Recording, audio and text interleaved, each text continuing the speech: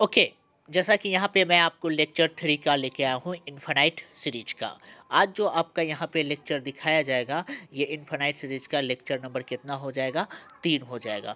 इससे पहले जो है आपका 2 लेक्चर दिखाया गया है जिसका लिंक आपको डिस्क्रिप्शन बॉक्स में मिल जाएगा और वहाँ से आप लेक्चर 2 और लेक्चर 1 को देख सकते हैं। तो इन्फिनाइट सीरीज का जो है हम पिछले क्लास में कन्वर्जेंट सीरीज को क्या किए थे, पढ़ चुके थे, जिसमें कन्वर्जेंट सीरीज क्या कहता है कि अगर मेरे पास कोई सीरीज सीक्वेंस एन सीरीज है और ऐसा कोई sequence of the partial sum होता है, partial sum of the series होता है n, then we say that sigma n is convergent. हम सिग्मा एन को कन्वर्जेंट सीरीज कहेंगे।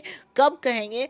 If the sequence of s n is convergent. यदि एसन आपका convergent हो जाएगा तो एन भी आपका क्या हो जाएगा, कन्वर्जेंट हो जाएगा। और कन्वर्जेंट होने का ये शर्त होता है limit N tends to infinity, essence is equal to अगर एल के बराबर हो जाता है तो वो आपका क्या हो जाता है, कन्वर्जेंट होता है। जहाँ पे एसन आपका S1 plus S2 plus S3 dot dot S n होता है, या फिर एसन इज इक्वल टू हम A1 plus A2 plus A3 dot dot n करके क्या कर सकते हैं, बता सकते हैं।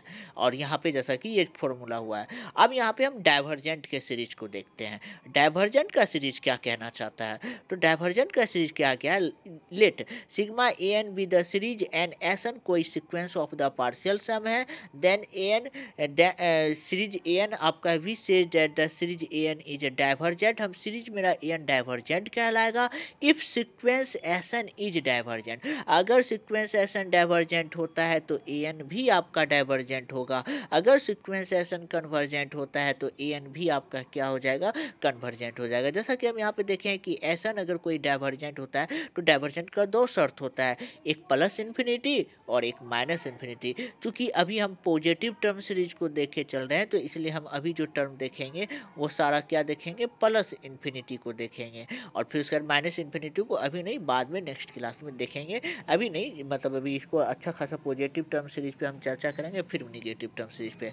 तो इसका ये मतलब है कि limit N tends to infinity essence is equal to क्या होना चाहिए, प्लस इन्फिनिटी होना चाहिए। तो इसका ये मतलब है कि limit N tends to infinity essence is equal to sum s n हम लिख सकते हैं, क्योंकि ये partial sum of the series ये दिया हुआ है तो इसको हम सीरीज में लिख सकते हैं सिग्मा एन बराबर 1 से लेकर इन्फिनिटी तक n is equal to plus infinity. तो इसका ये मतलब है कि the series is a N is divergent. अब सीरीज ए एन आपका डाइवर्जेंट होगा, वो भी कहाँ पे, प्लस इन्फिनिटी तक। इफ यदि डाइवर्जेंट ऑफ, अब निगेटिव का भी यहाँ पे बात किया गया, यदि ये डाइवर्जेंट होता है माइनस इन्फिनिटी पर तो limit N tends to infinity essence is equal to क्या हो जाएगा आपका, माइनस इन्फिनिटी। डेट इज, इसको दूसरे तरीके से लिख सकते हैं समेसन एन बराबर 1 से लेकर इन्फिनिटी तक A N limit N tends to infinity essence is equal to minus infinity होता है। तो ये डाइवर्जेंट के शर्त को क्या करता है, फुलफिल करता है। तो इसको ये भी लिख सकते हैं कि बस इसको थोड़ा सा इसी रूप में लिखा गया है, सिग्मा एन बराबर 1 से लेकर इन्फिनिटी तक n is equal to minus infinity, then series is divergent to minus infinity. तब आपका जो सीरीज है वो कहाँ होगा, डाइवर्जेंट हो जाएगा, कहाँ पे, माइनस इन्फिनिटी पर। और अगर इसका सबसे अच्छा उदाहरण देखना है तो आप यहाँ पे एक देख सकते हैं नेचुरल नंबर में माइनस का टर्म या प्लस का टर्म। ये प्लस का टर्म आपका जो दिखाया गया है ये एग्जाम्पल, ये डाइवर्जेंट टू प्लस इन्फिनिटी को बताएगा। और फिर उसके बाद अगर इसका माइनस का टर्म देखना है तो सिग्मा एन बराबर हम यहाँ पे माइनस एन दे देंगे। तो जैसे देंगे तो ये आपका माइनस इन्फिनिटी को लेके बताएगा। तो ये 2 एग्जाम्पल इसके लिए काफ़ी है जो कि हमको बताएगा डाइवर्जेंट सीरीज क्या होता है। अब हम आपको बताएंगे डाइवर्जेंट सीरीज के साथ साथ ऑसिलरेटरी सीरीज। ऑसिलरेटरी सीरीज क्या बताता है कि ऑसिलरेटरी सीरीज, जैसा कि हम आपको बताए थे कि ये निगेटिव और पॉजिटिव को भी रखना पसंद करता है। तो लेट ए एन कोई सीरीज है और एसन कोई पार्शियल सम है, तो then we say that sigma A N is oscillatory. अगर सिग्मा ए एन आपका ऑसिलरेटरी है तो उसके लिए आपको एसन का ऑसिलरेटरी होना बहुत ज़्यादा ज़रूरी है। एसन का ऑसिलरेटरी होना बहुत ज़्यादा ज़रूरी है। अगर मेरे पास कोई सीक्वेंस है एसन, अगर वो ऑसिलरेटरी है तो सिग्मा ए एन भी आपका क्या हो जाएगा, ऑसिलरेटरी हो जाएगा। तो अब हम आगे चलते हैं। तो अच्छे ऑसिलेटरी का कोई अच्छा सा एग्जाम्पल तो दे दो। तो ऑसिलेटरी का एग्जाम्पल हम पहले भी क्लास में देख चुके हैं, नेक्स्ट पिछले क्लास में, सिग्मा -1 पे पावर n, जैसा कि हम यहाँ पे देखे थे। ये आपका जो -1 पे पावर n है, ये ऑसिलेटरी को बहुत अच्छे से दिखाता है। तो ये आपका निगेटिव पॉजिटिव को भी लेके चले गए, एस एन बराबर दिखाया, और सन माइनस इन्फिनिटी प्लस इन्फिनिटी में हम पिछले क्लास में देख लिए थे। तो इसका ये मतलब है कि ये सीरीज आपका ऑसिलेटरी सीरीज है। तो इसका ये मतलब है कि सिग्मा -1 पे पावर n इज ऑसिलेटरी, जो कि आपका ऑसिलेटरी होता है। तो ऑसिलेटरी का हम यहाँ पे क्या देखते हैं, फाइनली टर्म को देख लिए। अब हम आगे डाइवर्जेंट कंप्लीट हो गया, कन्वर्जेंट कंप्लीट हो गया, ऑसिलेटरी कंप्लीट हो गया। तो एक नोट यहाँ पे देखने को मिला। ये नोट बहुत अच्छा है कि द एडिशन और ओमिशन। ओमिशन का मतलब होता है गायब करना, किसी भी टर्म को हटाना, और एडिशन का मतलब किसी भी टर्म को जोड़ना। The addition and omission of finite number. Finite का मतलब किसी फिक्स नंबर। मान लेते हैं हम 5 टर्म को जोड़ रहे हैं या 5 टर्म को घटा रहे हैं, लेकिन वो जो घटाने वाला या जोड़ने वाला टर्म होना चाहिए ना, वो कैसा होना चाहिए, फाइनाइट होना चाहिए, जिसको हम गिन सके। इनफाइनाइट नहीं होना चाहिए। अगर वो finite number of the series है, किसी सीरीज में अगर वो फाइनाइट नंबर टर्म को हम जोड़ते हैं या फाइनाइट नंबर ऑफ टर्म को हटा देते हैं, तो लिखा हुआ है इफेक्ट ऑफ इट्स नेचर। यहाँ पे हैज नो इफेक्ट। यहाँ पे एक टर्म लिखा हुआ है सीरीज हैज नो इफेक्ट, मतलब सीरीज को इफेक्ट नहीं करते हैं आप उसके नेचर को। अगर सीरीज कन्वर्जेंट है तो वो कन्वर्जेंट रहेगा, अगर सीरीज डाइवर्जेंट है तो वो डाइवर्जेंट रहेगा, अगर सीरीज ऑसिलेटरी है तो वो ऑसिलेटरी है। मतलब अगर किसी सीरीज में, मान लेते मेरे पास एक कोई सीरीज है और सीरीज को में हम कुछ टर्म को जोड़ दिए, फिक्स्ड टर्म को जोड़ दिए, मतलब फाइनाइट टर्म को हम क्या किए, जोड़ दिए, और वो सीरीज पहले से कन्वर्जेंट है, तो जोड़ने के बाद भी वो सीरीज क्या हो जाएगा, कन्वर्जेंट ही रहेगा। अगर कोई सीरीज है जो कि डाइवर्जेंट है, हम उसमें फाइनाइट टर्म को ऐड कर दिए, और फाइनाइट टर्म को ऐड करने के बाद भी वो सीरीज क्या रहेगा, डाइवर्जेंट रहेगा। अगर कोई सीरीज मेरे पास ऑसिलेटरी में है और उसमें हम फाइनाइट टर्म को जोड़ देते हैं, तब पर भी वो ऑसिलेटरी होगा। यही नोट कहना चाहता है।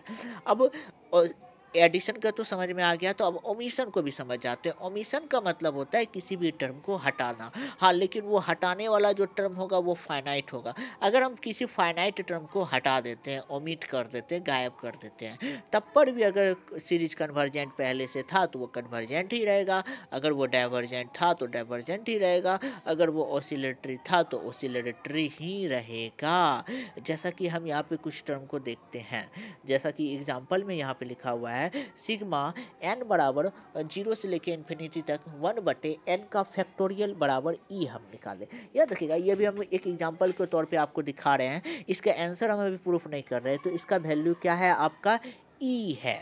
ठीक है, अब हम इसमें एक एक्स्ट्रा टर्म ले आए, दो, यहाँ पे दो एक एक्स्ट्रा टर्म ले आए, तो दो जैसे ले आए तो इसके जो वैल्यू में -2e आ गया, लेकिन ये कन्वर्जेंट है या फिर जो भी है, तो ये कन्वर्जेंट को ही रिप्रेजेंट करेगा। वैल्यू में चेंज आ जाएगा, लेकिन आपका ये नेचर नहीं बदलेगा, क्योंकि ये भी सीरीज कन्वर्जेंट, ये भी सीरीज कन्वर्जेंट, ये भी सीरीज कन्वर्जेंट।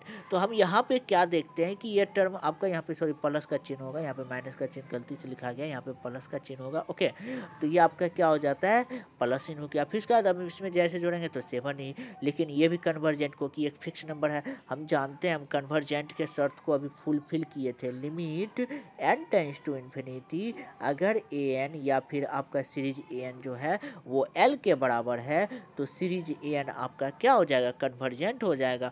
तो हम यहाँ पे ये सॉल्यूशन अभी नहीं किए, हम डायरेक्ट बोले हैं कि ऐसा होता है। अभी हम फिलहाल इसको याद करवा रहे हैं, एक तरह से अभी आप दिमाग में रख लो, फिर आगे जैसे जैसे आएगा तो ये सीरीज को भी हम क्या करेंगे, प्रूव करेंगे कि सिग्मा n बराबर 0 से लेकर इन्फिनिटी तक 1/n का फैक्टोरियल किसके बराबर होता है, e के बराबर।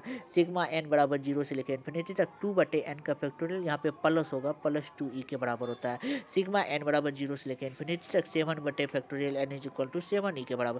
लेकिन ये भी कन्वर्जेंट, ये भी कन्वर्जेंट, ये भी कन्वर्जेंट, तो सीरीज आपका कन्वर्जेंट ही है। तो हम यहाँ पे देख रहे हैं कि टर्म को बढ़ा रहे हैं, घटा रहे हैं, यहाँ पे 2 को बढ़ाया गया, यहाँ 7 बढ़ाया गया, क्या इसके नेचर में बदलाव आया, नहीं, नेचर इसका कन्वर्जेंट है, तो वो कन्वर्जेंट ही है।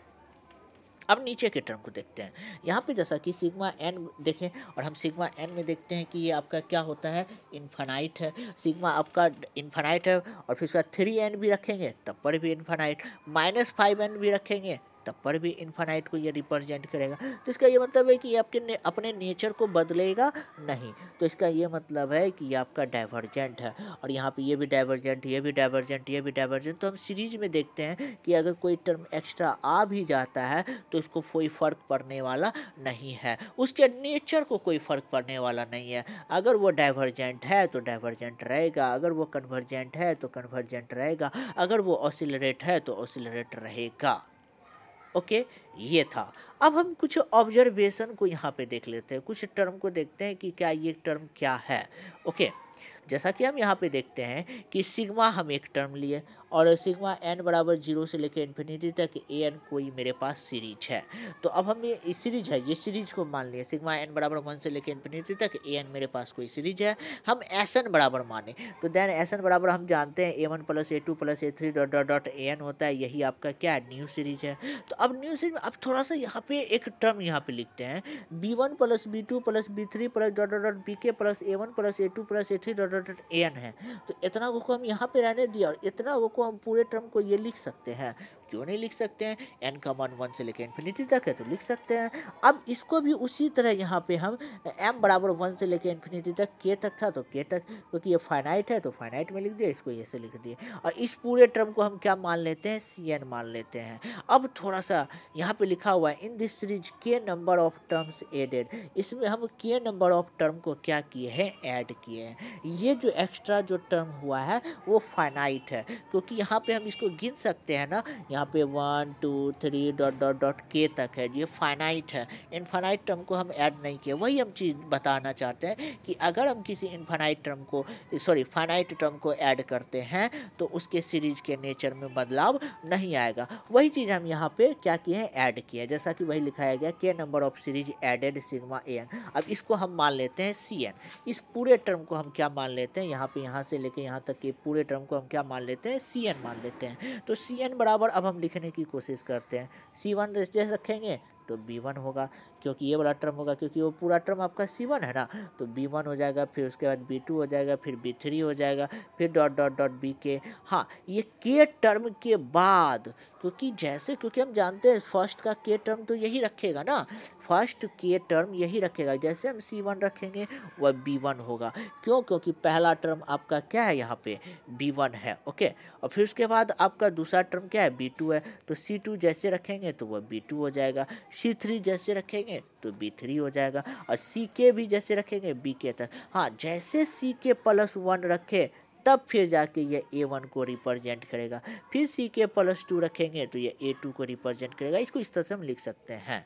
तो अब हम एक और टी वन माने, टी वन बराबर सी वन बराबर बी वन, ये है एडिंग। ये T1 जो यहाँ पे माना गया है वो एडिंग है, ये इस सीरीज का। तो T1 को हम लिख सकते हैं C1, T2 को लिख सकते हैं C1 प्लस C2, और C1 प्लस C2 को B1 प्लस B2 भी लिख सकते हैं। CK को C1 plus C2 plus CK, इसको B1 plus B2 plus BK भी लिख सकते हैं। CK प्लस 1 को ऐसा लिख सकते हैं, फिर इसको हम B1 plus B2 plus BK और प्लस में A1 लिख सकते हैं। CN को TN अगर लिखना चाहेंगे तो इसको हम पूरा ऐसे लिख सकते हैं, यहाँ तक बिल्कुल लिख सकते हैं। B1 plus B2 plus B3 plus BK plus A1 plus A2 plus dot dot dot AN minus के लिख सकते हैं। अब इतना को हम लिख देते हैं एक साथ, और इतना को हम लिख देते हैं यहाँ पे एक साथ अलग अलग। फिर इतना को हम लिखते हैं ये, और इसको हम लिख सकते हैं SN माइनस के, क्योंकि SN बराबर अगर रहता था तो A plus A1 plus A2 plus A3 dot dot dot AN तक लिखाता था। तो उसी तरह आपका अगर SN के रहेगा तो आपका AN माइनस के तक लिखाएगा, तो इसको लिख दिया है। अब इसमें आपका सीरीज में अब हम यहाँ पे टर्म को लाते हैं कि किस तरह का ये केस को रिप्रेजेंट करेगा। अगर जैसा केस रहेगा वैसा टर्म रहेगा। अगर केस वन रहा तो केस वन में हम बता रहे हैं कि मेरे पास सीरीज कन्वर्जेंट सीरीज है, तो यहाँ पे तो इसका ये मतलब है कि सीरीज अगर कन्वर्जेंट है तो सीक्वेंस भी आपका कन्वर्जेंट होगा, क्योंकि हम अभी जस्ट ऊपर वाले क्लास में पढ़ के आए थे, या फिर ऊपर वाले में अभी जस्ट पढ़ के आए कि अगर कोई सीक्वेंस कन्वर्जेंट होता है तो सीरीज भी कन्वर्जेंट, तो सीरीज कन्वर्जेंट है तो सीक्वेंस भी कन्वर्जेंट हो जाएगा। तो इसको हम लिख सकते हैं limit n tends to infinity SN is equal to, क्योंकि ये कन्वर्जेंट का क्या होता है, शर्त होता है। अब फिर अगर ये ऐसा है तो इसको भी ऐसा लिख सकते हैं, S N minus K, S N minus K, S N minus two, S N minus K, ये पूरा टर्म किसके बराबर होगा, एल के बराबर। उसी तरह अब हम यहाँ पे टी एन बराबर हम ये देख के आए थे, ऊपर में लिख के आए थे, तो दोनों तरफ हम लिमिट लगा दिए। जैसे लिमिट लगा दिए तो आपका B one plus B two plus B three dot dot dot B K हो गया। यहाँ पे लिमिट लगाए तो इसका वैल्यू अभी हम ऊपर में देख के आए थे एल के बराबर है।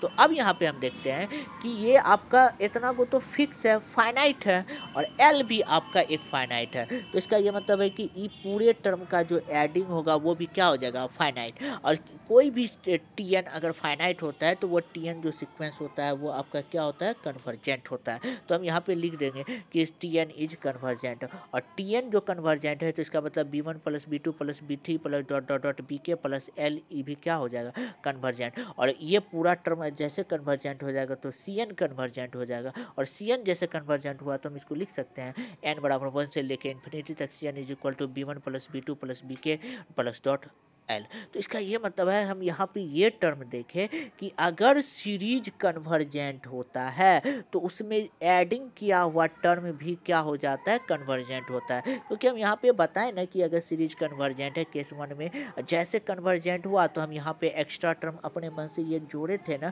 तो ये टर्म हम जैसे जोड़ करके देखते हैं तो सी एन भी आपका क्या हो जाता है, कन्वर्जेंट हो जाता है। तो ये आपका जो ऊपर में बताया गया था कि अगर कोई सीरीज है और उसमें कोई भी टर्म को अगर हम ऐड करते हैं और ऐड करने के बाद जो है उसके नेचर में बदलाव नहीं आता है, अगर वो कन्वर्जेंट है तो वो कन्वर्जेंट ही रहेगा, अगर वो डाइवर्जेंट है तो डाइवर्जेंट ही रहेगा, अगर ओसिलरेट है तो ओसिलरेट ही रहेगा। ये जैसा कि हम केस वन में क्या किए हैं, प्रूफ किए हैं। अब इसका कुछ एग्जाम्पल है तो इस एग्जाम्पल को हम नेक्स्ट क्लास में देखेंगे, ठीक है।